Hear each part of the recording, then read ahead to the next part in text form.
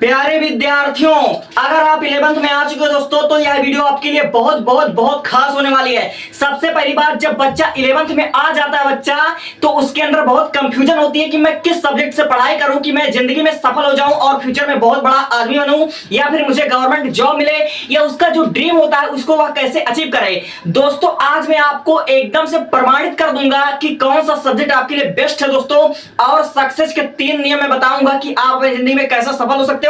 और आज मैं इस वीडियो में कम से कम आपको 100 से 150 करियर ऑप्शन बताऊंगा, 100 से 150 करियर ऑप्शन बताऊंगा।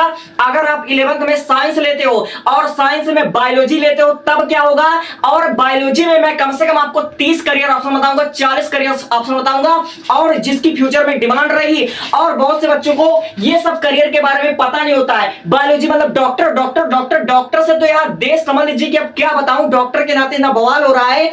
फिलहाल मैं डॉक्टर को छोड़ करके जो फ्यूचर में बहुत ज्यादा डिमांडिंग रहेगा, जिसमें पैसा रहेगा, उसको मैं बताऊंगा। और बहुत से बच्चे मैथ का मतलब केवल इंजीनियर जानते हैं ना, मैथ में कितने रास्ते कितने करियर हैं सब कुछ मैं बताऊंगा।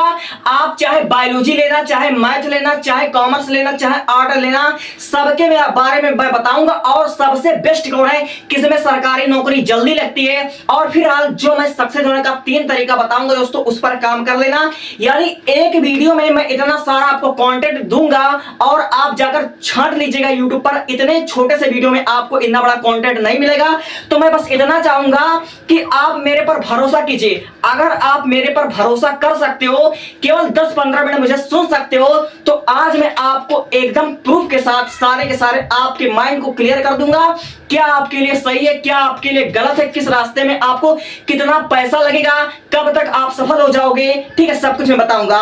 तो सबसे पहले आप जैसे 11th में आओगे, जुलाई शुरू हो चुका है, अब एडमिशन जैसे कराओगे, आपके अध्यापक प्रिंसिपल आपसे पूछेंगे किस बच्चे मतलब किस सब्जेक्ट में आपका बच्चा रुचि रखता है, किस में इसका नाम हम लिखें। तो भाई देख ले, सबसे पहली बात, 11th में तुम्हारा आता साइंस स्ट्रीम। मैं साइंस के बारे में क्यों बताना चाहता हूं, क्योंकि आजकल साइंस का जमाना है और 90% बच्चा 90% 80 से 90% बच्चा साइंस को ही चुनता है। साइंस उसके लिए बेस्ट है।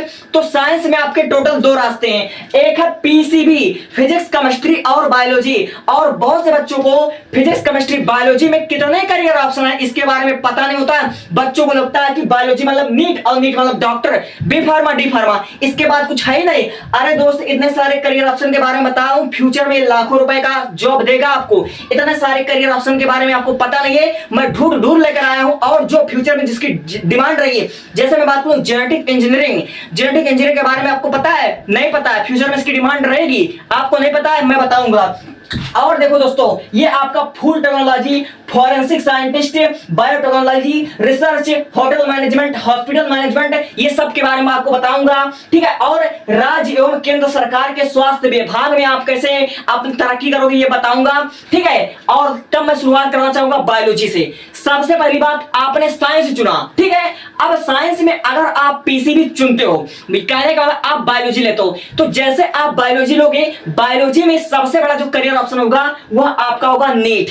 आप 11th से नीट की तैयारी करोगे, फ्यूचर में आप डॉक्टर बनना चाहोगे, लेकिन आप फ्यूचर में डॉक्टर नहीं बनना चाहते हो, तो ये सब करियर ऑप्शंस है।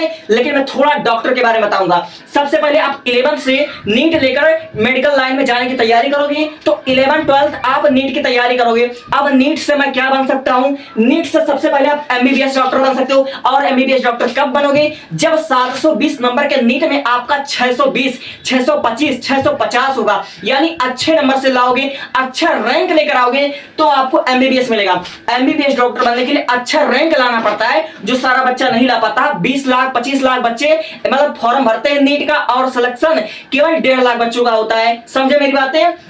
अब देखो, अगर आप एमबीबीएस डॉक्टर नहीं बन सकता है, तो आप बीडीएस में जा सकते हो। बीडीएस यानी दांत का डॉक्टर होता है, बीडीएस मतलब दांत का डॉक्टर होता है। या फिर आप बीएएमएस में जा सकते हो, बीएएमएस तो यह आपका होता है आयुर्वेदिक डॉक्टर, आयुर्वेदिक डॉक्टर। आप बीयूएमएस में जा सकते हो, बीयूएमएस यानी यूनानी डॉक्टर होता है। आप बीपीटी में जा सकते हो, ठीक है, बीपीटी यानी फिजियोथेरेपी में आप जा सकते हो। समझे मेरी बातें। और इसके सिवा डॉक्टर कम से कम 10-12 प्रकार के होते हैं, 10-12 प्रकार के होते हैं। आप एमबीबीएस करोगे, फिर आगे की पढ़ाई करोगे, आप कार्डियोलॉजिस्ट बन जाओगे, आप न्यूरोसर्जन बन जाओगे, आप हड्डी के डॉक्टर बन जाओगे, आप औरतों के डॉक्टर बन जाओगे, आप बच्चों के डॉक्टर बन जाओगे। तरह तरह के डॉक्टर होते हैं। डॉक्टर कम से कम 20 प्रकार के होते हैं, कई डॉक्टर होते हैं, और जो कि केवल नीट के दम पर ही बनते हैं। नीट एक एंट्रेंस एग्जाम होता है, समझे। अब आपको मेडिकल लाइन में नहीं जाना है, तब क्या कर सकते हो, आप बी फार्मा कर सकते हो। बी फार्मा आपका 4 साल का कोर्स होता है, 4 साल आप लोग कर सकते हो। फिर आप डी फार्मा कर सकते हो। डी फार्मा आपका 2 साल का कोर्स होता है, ठीक है। आप विज्ञान और रिसर्च में जा सकते हो। 2030-32 से लेकर 2050-60 तक आप विज्ञान और रिसर्च में ही अच्छा करियर पाओगे, वही आपका डेवलप होगा, वहीं पर ज्यादा पैसा होगा। अब बहुत से बच्चे बीएससी नर्सिंग कर सकते हो। आप बीएससी नर्सिंग करते हो, टोटल 4 साल का होता है। यूपी सीनेट के माध्यम से आप ये परीक्षा क्वालिफाई कर लोगे। यूपी सीनेट एक एंट्रेंस एग्जाम होता है, इसके थ्रू आप 4 साल का बीएससी नर्सिंग कर सकते हो। 8 से 10 लाख रुपए आपका लगेगा, ठीक है। तो आप बीएससी नर्सिंग करोगे। बीएससी नर्सिंग की एक खूबी बता दूं, बीएससी नर्सिंग में जॉब जल्दी लगती है, आपको नौकरी जल्दी लगती है। आप प्राइवेट में या कहीं गवर्नमेंट में आपका नौकरी बहुत जल्दी लगती है, बीएससी नर्सिंग की खूबी होती है, ठीक है। आप मेडिकल टीचर बन सकते हो, आप मेडिकल टीचर बन सकते हो, आप हॉस्पिटल मैनेजमेंट बन सकते हो। फ्यूचर में हॉस्पिटल मैनेजमेंट की अच्छी खासी मतलब पकड़ देगी, उसका अच्छा करियर ऑप्शन रहेगा। आप सेना की मेडिकल शाखा में जा सकते हो, सेना की मेडिकल शाखा में आप जा सकते हो, बहुत ही अच्छा करियर ऑप्शन होगा, आप वहां पर जा सकते हो, समझे मेरी बातें। आप राज्य एवं केंद्र सरकार स्वास्थ्य विभाग में जा सकते हो, ठीक है। आप बायोलॉजी से बीएससी कर सकते हो, आप केमिस्ट्री से बीएससी कर सकते हो, आप फिजिक्स से बीएससी कर सकते हो। बीएससी कर लोगे, एमएससी कर लोगे, आप बीएड कर लोगे, एक अध्यापक बन जाओगे, ठीक है। अब देखो 2030-32 में सबसे ज्यादा डिमांड रहेगी वह आपकी रहेगी लैब टेक्नीशियन की। लैब टेक्नीशियन की डिमांड बहुत ज्यादा रहेगी। लैब टेक्नीशियन बहुत अच्छा करियर ऑप्शन है, और आप अच्छे तरीके से जानते हो, ठीक है। ब्लड टेस्ट का, यूरिन टेस्ट का, ठीक है, कितना मतलब खर्चा है, और आपने कभी एक्सरे कराया होगा, एमआरआई कराया होगा, सीटी स्कैन कराया होगा, तो आप अच्छे जानते हो कि मतलब कितना लेते हैं, एक बार में 800-1000 रुपए ले लेते हैं, ठीक है। आप हेल्थ इंस्पेक्टर बन सकते हो, ये बहुत अच्छा करियर ऑप्शन है, यहां पर मैं स्टार लगाऊंगा। और बायोलॉजी वाले बच्चे आर्मी में जा सकते हो, आप आर्मी में जा सकते हो एनडीए के थ्रू, लेकिन केवल आप आर्मी में जा सकते हो, आप जल सेना थल सेना में नहीं जा सकते हो। केवल आप आर्मी में जा सकते हो, आप पायलट नहीं बन सकते हो, आप नेवी में नहीं जा सकते हो, लेकिन आर्मी तो आप बन सकते हो। आप बायोटेक्नोलॉजी बन सकते हो, आप बायोटेक्नोलॉजी में जा सकते हो। बायोटेक्नोलॉजी में कई क्षेत्र हैं, जैसे आप बायोटेक्नोलॉजिस्ट बन सकते हो, आप जेनेटिक इंजीनियर बन सकते हो। जेनेटिक इंजीनियर का फ्यूचर में बहुत ज्यादा डिमांड रहेगा, ठीक है। आप फॉरेंसिक साइंटिस्ट बन सकते हो। फॉरेंसिक साइंटिस्ट, आपने कभी सीआईडी या सीबीआई देखा होगा, तो वहां पर किसी मर्डर के केस में, किसी हत्या केस में, किसी सुसाइड के केस में जो मतलब जांच पड़ताल करते हैं, उसी को बोलते हैं फॉरेंसिक साइंटिस्ट। और ये समझ लीजिए आपका 1-1.5 लाख रुपया सैलरी होती है, ठीक है। ये बहुत मतलब थोड़ा लेंथी है, इतना आसान नहीं होता बनना, लेकिन अगर आप इसके बारे में पूरा डिटेल जानना चाहते हो कि डॉक्टर की पढ़ाई में कितना खर्चा आएगा, कितने साल में बनाऊंगा, तो मैं लिंक दे दूंगा डिस्क्रिप्शन में। आप इन सब चीजों से किसी में बारे में आप रुचि रखते हो, डिस्क्रिप्शन में चेक कर लेना, ठीक है। आप फॉरेंसिक साइंटिस्ट बन सकते हो, आप रेडियोलॉजिस्ट बन सकते हो, आप फूड टेक्नोलॉजी बन सकते हो। देखो दोस्तों, ये जो है lab technician, health inspector, army, biotechnology और रिसर्च, और forensic scientist, radiology, food technology, ये जितने भी चीज मैंने लिखा है, फ्यूचर में इनकी डिमांड बहुत ज्यादा रहेगी। आपसे एक बार मैं इसको मैं रिकॉल कर देता हूं। फ्यूचर में हॉस्पिटल मैनेजमेंट की बहुत ज्यादा डिमांड रहेगी। फ्यूचर में सेना में मेडिकल शाखा, इसमें आपका अच्छा डिमांड रहेगा। आप राज्य एवं केंद्र सरकार के स्वास्थ्य विभाग में जा सकते हो, आप लैब टेक्नीशियन का कोर्स कर सकते हो, हेल्थ इंस्पेक्टर बन सकते हो, बायोटेक्नोलॉजी में जा सकते हो, रिसर्च में जा सकते हो, फॉरेंसिक साइंटिस्ट बन सकते हो, रेडियोलॉजिस्ट बन सकते हो, फूड टेक्नोलॉजी में जा सकते हो। इसमें सैलरी अच्छी खासी रहेगी, फ्यूचर में इसकी डिमांड बहुत ज्यादा रहेगी। और बायोलॉजी लेकर आप आईएएस, आईपीएस, वकील बन सकते हो, क्योंकि आईएएस बनने के लिए, वकील बनने के लिए, आईपीएस बनने के लिए, एसएससी सीजीएल में जाने के लिए 12 तक की आप किसी भी स्ट्रीम से पढ़ाई कर रहे हो, डज नॉट मैटर। आप बायोलॉजी लेकर फ्यूचर में आईएएस, आईपीएस, वकील बन सकते हो, नो डाउट। ये बहुत अच्छा करियर ऑप्शन होगा आपके लिए, समझे मेरी बातें। तो भैया इतने सारे करियर ऑप्शन के बारे में बताया है, और केवल मैं एक ही वीडियो बनाता कि पीसीबी लेने के फायदे, तो आपको कम से कम 50 कोर्स के बारे में बताता, और बहुत तोड़ तोड़ के डिटेल में बताता है कि नीट की तैयारी करने में कितना पैसा लगेगा, एमबीबीएस डॉक्टर करने में कितना पैसा लगेगा, कितने साल का कोर्स होता, सब कुछ मैं बताता। लेकिन चूंकि एक वीडियो में बहुत बड़ा हो जाएगा, इसलिए मैं केवल इतना आपको बताता हूं, और इन सब के बारे में आपको नॉलेज मैं अच्छे से गारंटी के साथ कह सकता हूं, आप ये सब चीज के बारे में नहीं जानते होंगे। तो इन सब चीज में किसी के बारे में अगर अच्छे से जानना है तो कमेंट कर देना, मैं आपको कमेंट के माध्यम से, मैसेज के माध्यम से बता दूंगा, समझे मेरी बातें। 1 मिनट में बताता हूं, समझे।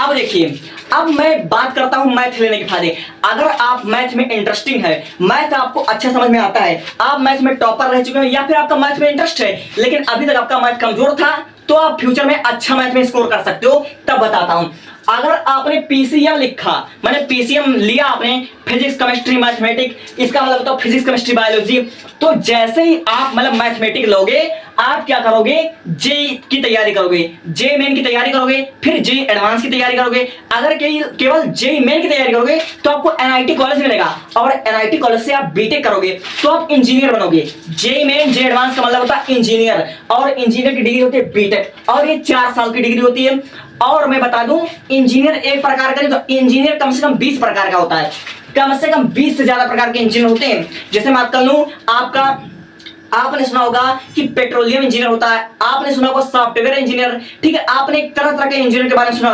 कंप्यूटर इंजीनियर होता है, ठीक है, आप मैकेनिकल इंजीनियर के बारे में सुनते हैं, आप सिविल इंजीनियर के बारे में सुनते हैं, न जाने कितने प्रकार के आपका मतलब होता है, ठीक है। इंजीनियर 20 प्रकार के होते हैं, समझे मेरी बातें।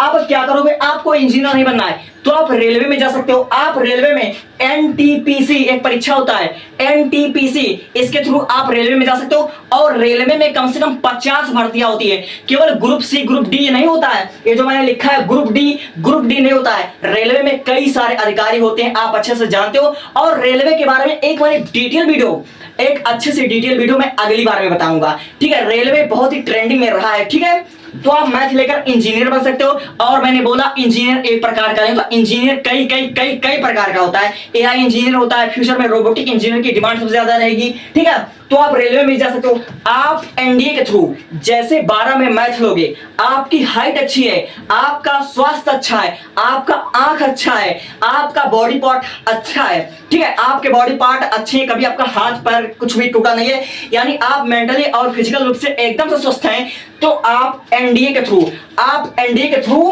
क्या बन सकते हो, आप आर्मी में जा सकते हो। आर्मी में मैथ वाले बच्चों का सिलेक्शन अच्छा होता है, आप आर्मी में जा सकते हो। आप पायलट बन सकते हो। पायलट मतलब जानते हो, पायलट के बारे में आपने सुना होगा, जो प्लेन उड़ाते हैं।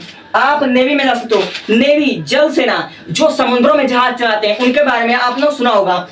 तो आप एनडीए का एग्जाम देकर आर्मी, पायलट, नेवी बन सकते हो। बहुत अच्छा करियर ऑप्शन है। और एक नेवी, जो एनडीए के थ्रू नेवी होता है, जो पायलट होता है, उसकी सैलरी 2.5 लाख रुपए होती है, 2.5 लाख रुपए। लेकिन दुख की बात यह है कि जो एनडीए की परीक्षा होता है, इसको पास करने में, एनडीए के थ्रू जो नौकरियां होती हैं, उसको हासिल करने में बहुत पैसा लगता है, बहुत पैसा लगता है, और बहुत कम चांसेस है कि आप सिलेक्शन ले लो। लेकिन अगर आप को प्रयास करोगे तो नामुमकिन तो हो ही नहीं सकता, कोशिश करने वालों को कभी हार नहीं होती है, ठीक है। अब देखो, आप मैथ के थ्रू आप आईएएस, आईपीएस, आईएफएस, पीसीएस बन सकते हो। आईएएस, पीसीएस, ये जो यूपीएससी के थ्रू बनते हैं ना, आप अच्छे से जानते हो कि यूपीएससी में मेंस के पेपर में मैथ पूछे जाते हैं, मैथ के क्वेश्चन आते हैं, तो मैथ वाले बच्चों के लिए यूपीएससी क्लियर करना बहुत इजी होता है, समझे। तो आप आईएएस बन सकते हो, आईपीएस बन सकते हो, आईएफएस बन सकते हो, पीसीएस बन सकते हो। आप एसएससी का कोई एग्जाम निकाल सकते हो, एसएससी सीजीडी, एसएससी सीजीएल, आप कुछ भी बन सकते हो। आप पुलिस में जा सकते हो, आप यूपी कांस्टेबल बन सकते हो। और यूपी कांस्टेबल बनना अब थोड़ा आसान हो गया है, इतने अच्छे टीचर्स जो मौजूद है हमारे भारत में। आप दरोगा बन सकते हो, ठीक है। आप एनटीपीसी का एग्जाम देकर आप रेलवे में जा सकते हो, ठीक है। आप डीआरडीओ में जा सकते हो, ये शब्द आपने सुना नहीं है तो उसके बारे में मैं डिटेल बनाऊंगा, डिटेल बातें बताऊंगा आपको। आप इसरो में जा सकते हो। आप आर्किटेक्चर बन सकते हो। आर्किटेक्चर, फ्यूचर में सबसे ज्यादा डिमांड आर्किटेक्चर की रहेगी। आर्किटेक्चर करोड़ों में खेलते हैं, आप आर्किटेक्चर बन सकते हो, समझे मेरी बातें। आप आईटीआई कर सकते हो, आप पॉलिटेक्निक कर सकते हो, आप आर्टिफिशियल इंटेलिजेंस, आप एआई में जा सकते हो। एआई इंजीनियर की फ्यूचर में बहुत ज्यादा डिमांड रहेगी। आप कंप्यूटर साइंस कर सकते हो, आप बीएससी इन मैथमेटिक्स कर सकते हो। और मैं एक बार फिर से कह देना चाहता हूं, फ्यूचर में सबसे ज्यादा डिमांड किसकी रहेगी, फ्यूचर में सबसे ज्यादा डिमांड एआई की रहेगी। रोबोटिक इंजीनियर फ्यूचर में ग्रो करेगा, करोड़ों में इसके पैकेज होंगे। और वह आर्टिफिशियल इंटेलिजेंस, कंप्यूटर इंटेलिजेंस, आप बीएससी इन मैथमेटिक्स कर सकते हो, आप BSc in physics, BSc in chemistry, आप अध्यापक बन सकते हो। लेकिन अध्यापक तो बहुत हैं, लेकिन फ्यूचर में जो ऑनलाइन पढ़ाते हैं उनकी मतलब अच्छी कमाई होती है, समझे मेरी बातें। तो मैथ के बारे में मैंने इतना बताया है। और मैं आपको एक बार फिर कह देना चाहता हूं, जो चीज मैं कह रहा हूं ये ट्रेंडिंग में है, फ्यूचर में इसकी डिमांड सबसे ज्यादा रहेगी, समझे मेरी बातें। तो मैंने आपको इतने बता दिया है इसके बारे में। तो आप कुछ भी आपका जो ड्रीम है आप एक बार कहिए ना मुझे ये बनना चाहता हूं, तो इसके बारे में आपको पूरा डिटेल वीडियो दूंगा बनाकर, समझे। अब मैं बात कर लेता हूं आर्ट की। आर्ट वाले बच्चों का एक लाइन होता है कि प्यार किया तो डरना क्या और आर्ट लिया तो पढ़ना क्या। दोस्तों ये वाला लाइन जो है आपकी जिंदगी को बहुत अच्छे से बर्बाद करेगा और आपको कहीं का नहीं छोड़ेगा अगर आपने ये लाइन को दोहराया। दोस्तों देखो, अगर आप आर्ट लेते हो यानी आप कला पढ़ते हो, ठीक है, 11th में आप आर्ट लेते हो, कहने का मतलब अगर आप कमजोर हो पढ़ाई लिखाई में या आपको आर्ट में रुचि है, आपको प्रेम हो गया है इतिहास से, आपको अर्थशास्त्र भूगोल से, आपको एनवायरमेंट से प्रेम हो गया है, तो बहुत अच्छी बात है क्योंकि आर्ट वाले बच्चे ही IAS IPS बनते हैं, ठीक है। तो जैसे आप आर्ट लोगे 11th क्लास में, तो आर्ट वाले बच्चे आसानुपाती की पहले बीए करते हैं। तो जैसे आप बीए करोगे, ठीक है, तो बीए करके आप आईएएस बन सकते हो, आईपीएस बन सकते हो, आईएफएस में जा सकते हो। यानी बीए के थ्रू आप यूपीएससी का एग्जाम दोगे तो आईएएस आईपीएस आईएफएस बनोगे, ठीक है। और बहुत से बच्चे क्लाइट का एग्जाम देते हैं, क्लाइट का एग्जाम दोगे तो आप एलएलबी करके वकील बन सकते हो, आप जज बन सकते हो, आप एडवोकेट बन सकते हो। और आप अच्छे से जानते हो कि इस समय सबसे पावरफुल है एडवोकेट, जज से पावरफुल कोई नहीं है, आईएएस भी नहीं है। अगर मैं आपसे कह दूं कि भैया एडवोकेट, जज, आईएएस आईपीएस में कौन सबसे पावरफुल है, तो सबसे ज्यादा जो पावरफुल है वो है आपका जज। जज से पावरफुल कोई नहीं है भारत में, जज जितना पावरफुल पद कोई नहीं है, आईएएस आईपीएस भी नहीं, डीएम भी नहीं है, जज टॉप है। एडवोकेट अपने आप में ब्रांड है, पहले जज फिर एडवोकेट फिर आईएएस आईपीएस, समझे मेरी बातें। आईएएस आईपीएस जब कोर्ट में जाते हैं ना, एडवोकेट लोग ऐसे खदेड़ देते हैं, कोई वैल्यू नहीं होती है आईएएस के आगे, मतलब यूपीएससी वालों की कोई वैल्यू नहीं होती हाई कोर्ट में, समझे मेरी बातें। तो आप वकील जज बन सकते हो, और ये जज वकील ये कोई मामूली चीज नहीं है, बहुत बड़ी चीज है, समझे मेरी बातें। आप अध्यापक बन सकते हो, आप पत्रकार बन सकते हो, आप प्रोफेसर बन सकते हो। देखो आर्ट वाले मैक्सिमम आपको मतलब अध्यापक नजर आते हैं, समझ में आते हैं। आप एसएससी सीजीएल में जा सकते हो, आप न्यूज एंकर बन सकते हो, ठीक है, आप पत्रकार बन सकते हो। और फ्यूचर में देखना, जब तक ये अंजना रहेगी तब तक तो पत्रकार का नाम तो बदनाम है, ठीक है। और पत्रकार का नाम बदनाम क्यों है मैं आपको बताता हूं। देखो अगर आप फ्यूचर में एंकर बनना चाहते हो, आप न्यूज एंकर बनना चाहते हो, तो पत्रकार का नाम बदनाम क्यों। देखो ये है न्यूज, ये है एंकर, और एंकर में शब्द आया है चोर, CHOR चोर, तो न्यूज एंकर का मतलब होता है चोर, दलाली करने वाले, समझे मेरी बातें। तो आप फ्यूचर में न्यूज एंकर बन सकते हो, समझे मेरी बातें। अब देखो आप कॉमर्स लोगे, आपको कॉमर्स से प्रेम है, आपको बिजनेस में इंटरेस्ट है, तो आप कॉमर्स लेकर सीए बन सकते हो, आप सीईओ बन सकते हो, आप बैंक में जा सकते हो, आप बिजनेस में जा सकते हो, आप खुद का स्टार्टअप खड़ा कर सकते हो, आप बिजनेस के बारे में स्टडी करोगे। फ्यूचर में पैसे कमाने के बहुत तरीके हैं दोस्तों। फिलहाल गर्मी बहुत है, लेकिन आप किसी भी टॉपिक पर डिटेल वीडियो चाहोगे तो मैं बता दूंगा। Thank you for watching.